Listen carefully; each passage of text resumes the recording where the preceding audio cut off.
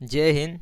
देखिए, आज हम इस वीडियो में बात करेंगे संविधान संशोधन के बारे में और जानेंगे कि संविधान संशोधन क्या होता है, किसे कहते हैं, कौन कौन सा इसका जो है प्रकार होते हैं और किस तरह से जो है ये किया जाता है। इन सब को आज हम समझेंगे। जैसे ही इसके प्रकार की बात करें तो अनुच्छेद 368 में जो है, वैसे तो जो संविधान संशोधन है वो 3 प्रकार से किए जाते हैं। जैसे कि जो साधारण बहुमत के जो संशोधन होते हैं, उसके बाद विशेष बहुमत के जो संशोधन होते हैं, तथा तीसरा जो संशोधन होता है विशेष बहुमत प्लस जिसमें आधे राज्यों की सहमति होती है। इस तरह संविधान संशोधन जो है 3 प्रकार से किया जाता है। लेकिन जो अनुच्छेद 368 है, इसमें केवल 2 ही तरह के जो है संविधान संशोधन का वर्णन मिलता है। इसमें साधारण बहुमत की जो है चर्चा नहीं की गई है।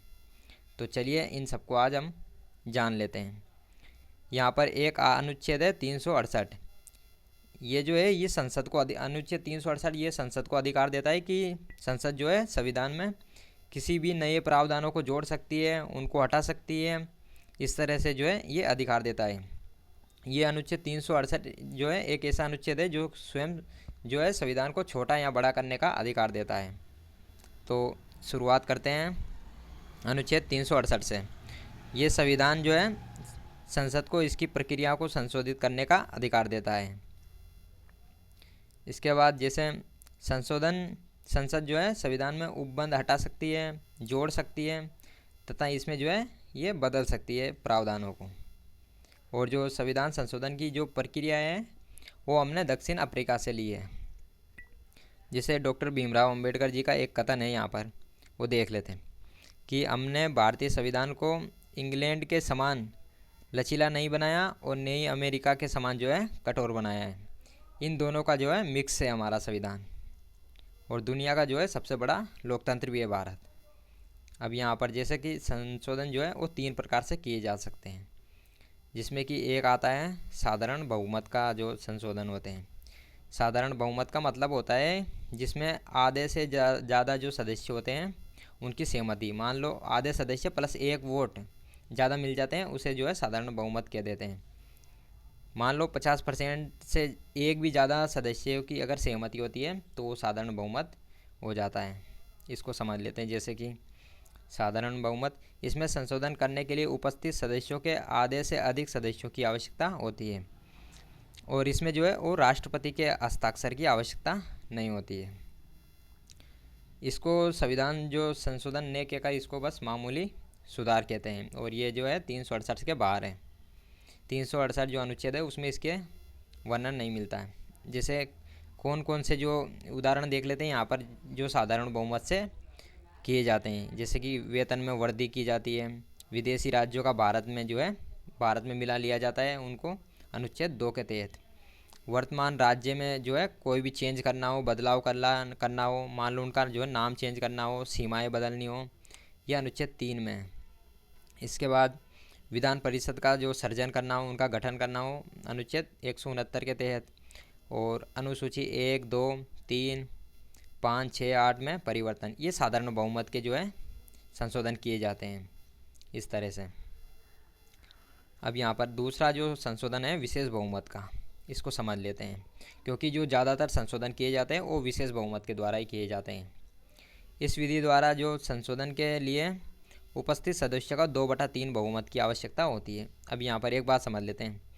जैसे मान लो जो लोकसभा में कुल 545 जो सदस्य होते हैं, अगर मान लो 545 पूरे उपस्थित हो सदन में, तो यहाँ पर जो है 50% प्लस एक वो एक जो है एक सदस्य की ज़रूरत पड़ेगी। इसे विशेष बहुमत कह देंगे। अगर मान लो पूरे 545 उपस्थित होने पर ही, शर्त ये है कि 545 जो है उपस्थित होने चाहिए, तब तो जो है 50% प्लस एक सदस्य की ज़रूरत पड़ जाएगी, इससे जो है विशेष बहुमत हो जाएगा। लेकिन अगर मान लो लोकसभा में जो है 544 सदस्य आए, तो फिर पड़ेगी जो है 2/3 जो सदस्य हैं उनकी ज़रूरत पड़ेगी, लगभग 66%। ये यहाँ पर इनमें अंतर हो जाता है। जैसे सर्वाधिक संशोधन जो है वो विशेष बहुमत की जो प्रक्रिया है इसके द्वारा होते हैं। जैसे कि कौन कौन से, जैसे कि मूल अधिकार में कोई बदलाव करना हो तो विशेष बहुमत के द्वारा किया जाएगा, और मूल अधिकार की जो चर्चा है वो भाग 3 में। इसके अलावा नीति निर्देशक तत्व, इनमें कुछ बदलाव करना हो तो भी जो है विशेष बहुमत की ज़रूरत पड़ती है। अब एक और जो सबसे कठिन माना जाता है, विशेष बहुमत प्लस आधे से अधिक राज्यों की इसमें सहमति जो है चाहिए। जैसे यहाँ पर एक अच्छा उदाहरण देख लेते हैं जीएसटी का। जीएसटी अब तक क्यों पारित नहीं हो पा रहा था? क्योंकि उसमें आधे से जो अधिक राज्यों की सहमति उसमें नहीं बन रही थी। ये जो है ये संशोधन एक ऐतिहासिक बन जाते हैं। तो जीएसटी जो है पारित हो गया है क्योंकि उसमें जो है विशेष बहुमत प्लस आधे से अधिक राज्यों की सहमति जो है हो गई थी। जैसे संशोधन की सबसे ये कठोर विधि है। इस विधि द्वारा संशोधन के लिए केंद्र को विशेष बहुमत से तथा आधे से अधिक राज्यों को जो है साधारण बहुमत से पारित करना होता है। ये जो संशोधन है जिसमें ऐसे संशोधन होते हैं जिसमें कि राज्यों का हित जुड़ा हो और जिसमें संघीय ढांचा बनाए रखने के लिए ये प्रावधानों से संबंधित हो। अब यहाँ पर उदाहरण देख लेते हैं कि जो विशेष बहुमत प्लस आधे से अधिक राज्यों की जो सहमति होती है वो कौन कौन से संशोधन में की जाती है। जैसे कि मान लो यहाँ पर विधायिका है, कार्यपालिका है, न्यायपालिका में, इनमें अगर संशोधन करना हो तो इस तरह के जो है संशोधन की ज़रूरत पड़ेगी। इसके अलावा समवर्ती सूची, राष्ट्रपति के निर्वाचन प्रणाली से संबंधित कुछ प्रावधान हटाने हैं, जोड़ने हैं, राज्यों पर लगने वाला जो टैक्स है, कर है, उनसे संबंधित कुछ नए प्रावधानों को जोड़ना, कुछ नए प्रावधानों को हटाना, इन सबको जो है अगर इन सब की जो प्रक्रिया है ये विशेष बहुमत प्लस आधे से अधिक राज्यों की सहमति के आधार पर ही जो है की जा सकती है। इसके अलावा जो है मान लो संशोधन की जो प्रक्रिया है उसमें नई विधि को जोड़ना या हटाना, ये भी इसी विधि द्वारा किया जाता है। अब यहाँ पर जैसे एक बात नोट कर लेते हैं, जैसे कि राष्ट्रपति के महाभियोग में कुल सदस्यों का 2/3 बहुमत लिया जाता है, जबकि संशोधन में उपस्थित सदस्यों का जो है 2/3 बहुमत लिया जाता है। जैसे मान लो जो राष्ट्रपति को हटाने की बात आती है, महाभियोग लगाया जाता है उन पर, तो जो सदन में कुल सदस्य होते हैं उनका बहुमत 2/3 बहुमत लिया जाता है, चाहे वो आए या ना आए सदन में, उनका जो है 2/3 लिया जाता है। लेकिन जब संशोधन किया जाता है तो उसमें जो है जितने भी सदन में आते हैं सदस्य उनका आना ज़रूरी है, तो उन जो आते हैं उनमें से 2/3 बहुमत जो है लिया जाता है।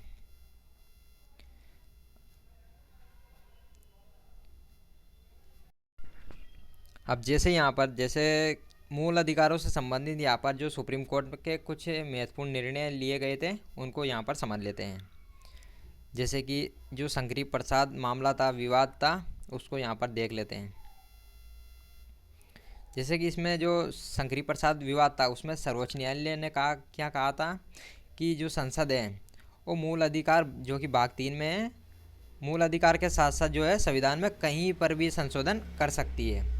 ये सर्वोच्च न्यायालय का इसमें शंकरी प्रसाद विवाद था, उसमें सर्वोच्च न्यायालय का कहना था कि जो संसद है वो किसी भी तरह का संशोधन संविधान में कर सकती है। उसके बाद जो है सज्जन सिंह विवाद आता है। इसमें भी जो सर्वोच्च न्यायालय ने जो है वो शंकरी प्रसाद जो विवाद था उसके ही समान जो फैसला किया कि जो संसद है वो संविधान में कहीं पर भी जो है किसी तरह का संशोधन कर सकती है। उसके बाद बात करते हैं जो गोलकनाथ विवाद था 1967 में। इसमें जो है 11 जज थे और ये जो है ये दूसरी सबसे बड़ी संवैधानिक पीठ थी। यहाँ पर संवैधानिक पीठ का मतलब समझ लेते हैं कि जो विवाद होते हैं, जो संवैधानिक पीठ होती है उसमें कम से कम 5 जज होने ज़रूरी हो जाते हैं। और इसमें क्या कहा था, इसमें सर्वोच्च न्यायालय ने, सुप्रीम कोर्ट ने कहा कि संसद जो है मूल अधिकार में संशोधन नहीं कर सकती है। ये गोलकनाथ विवाद में कहा था। गोलकनाथ विवाद में याद रखना है कि जो सर्वोच्च न्यायालय का फैसला आया था उसमें जो है इसने कहा था कि संसद जो है मूल अधिकार में संशोधन नहीं कर सकती है। और उसके बाद में जो है एक और ऐतिहासिक जो मामला आता है केशवानंद भारती मामला, ये बहुत ही ज़्यादा महत्वपूर्ण हो जाता है। केशवानंद भारती मामला ये 1973 का था और इसमें जो है 13 जज थे जो कि सबसे बड़ी संवैधानिक पीठ थी। तो इसमें जो सर्वोच्च न्यायालय जो सुप्रीम कोर्ट का निर्णय आया था, तो इसमें सर्वोच्च न्यायालय ने कहा था कि जो संसद है वो मूल अधिकार में संशोधन तो कर सकती है लेकिन जो संविधान का मूल ढांचा है वो प्रभावित नहीं होना चाहिए इससे। ये बहुत ही महत्वपूर्ण जो है मामला था। इसमें जो है संसद, इसमें जो सर्वोच्च न्यायालय ने ये फैसला दिया था कि जो संसद है वो संशोधन तो कर सकती है, लेकिन जो संविधान है वो प्रभावित नहीं होना चाहिए, उसका मूल ढांचा प्रभावित नहीं होना चाहिए। जैसे देश की अखंडता, जो नागरिकों के अधिकार है वो छीनने नहीं चाहिए, उन पर कोई प्रभाव नहीं आना चाहिए। इस तरह से जो है सर्वोच्च न्यायालय ने ये फैसला दिया था इसमें। अब यहाँ पर जैसे एक एग्जाम्पल के साथ समझते हैं। जैसे कि जो 39वां संविधान संशोधन 1975 में किया गया था, तो इसमें क्या व्यवस्था थी कि जो राष्ट्रपति है, उपराष्ट्रपति है तथा जो प्रधानमंत्री है, ये चुनाव में न्यायालय हस्तक्षेप नहीं करेगा। इस तरह से ये संविधान संशोधन किया गया था। जो 39वां संविधान संशोधन 1975 था, उसमें इसमें ये प्रावधान जोड़ा गया था कि जो राष्ट्रपति, उपराष्ट्रपति तथा जो प्रधानमंत्री है, तो इसमें जो है इनके चुनाव में जो है न्यायालय हस्तक्षेप नहीं करेगा। इस तरह से जो है 39वां संविधान संशोधन में ये प्रावधान किया गया था। लेकिन जो सर्वोच्च न्यायालय है उसने मूल ढांचा के विरुद्ध मानकर इनको जो है रद्द कर दिया था कि न्यायालय जो है इनके चुनाव में हस्तक्षेप करेगा अगर कुछ गड़बड़ी होगी तो। अब जैसे एक और है मिनर्वा मिल। इसमें सर्वोच्च न्यायालय ने कहा कि संसद को संशोधन करने की जो शक्ति है वो सीमित है। जो है मतलब जो संसद है वो एक सीमा तक ही संशोधन कर सकती है। ये मिनर्वा मिल में सर्वोच्च न्यायालय ने फैसला दिया था। लेकिन जो 42वां संविधान संशोधन 1975 हुआ, इसमें क्या कहा कि जो संसद की जो संशोधन करने की जो शक्ति है वो असीमित है। किंतु सर्वोच्च न्यायालय ने जो है मिनर्वा मिल का हवाला देकर इसे रद्द कर दिया।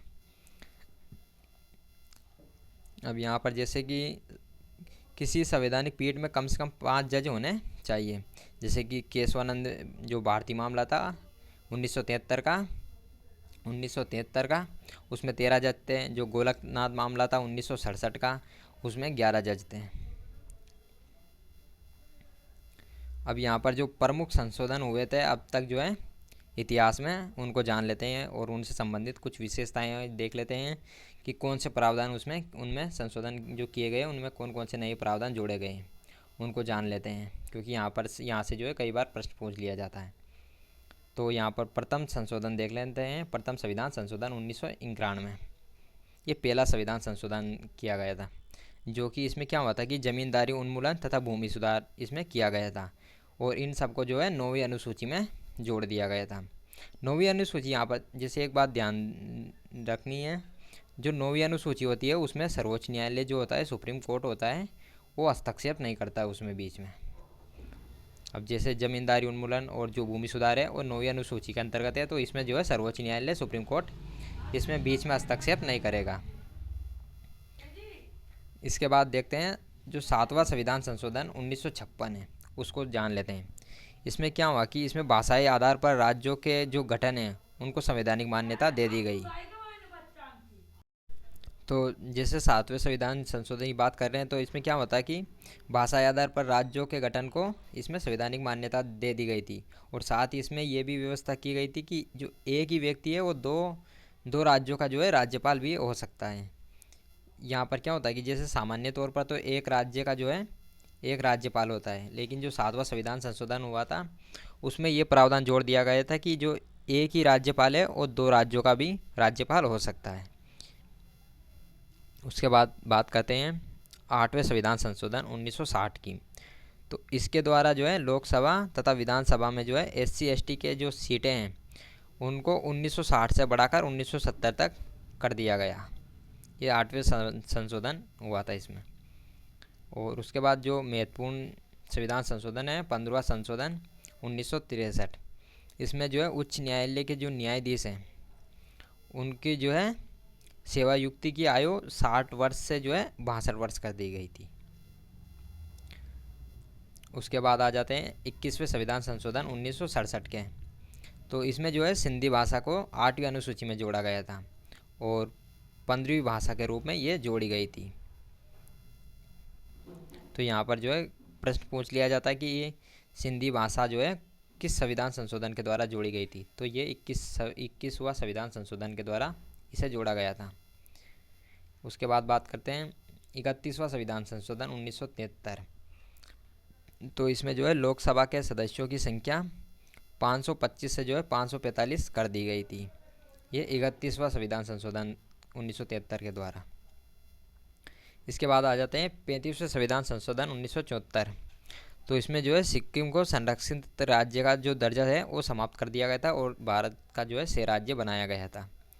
और जो 36वां संविधान संशोधन के द्वारा क्या हुआ था कि सिक्किम को भारत में मिला लिया गया और भारत का जो है 22वां राज्य घोषित कर दिया गया था। ये कई बार पूछा गया है कि जो सिक्किम है वो किस संविधान संशोधन के द्वारा जो है भारत में इनको मिलाया गया था, तो वो 36वां संविधान संशोधन के द्वारा। उसके बाद आ जाते हैं 42वें संविधान संशोधन के द्वारा, और ये बहुत ही ज़्यादा महत्वपूर्ण हो जाता है। 42वां संविधान संशोधन और 44वें संविधान संशोधन, ये दो जो है महत्वपूर्ण हो जाते हैं।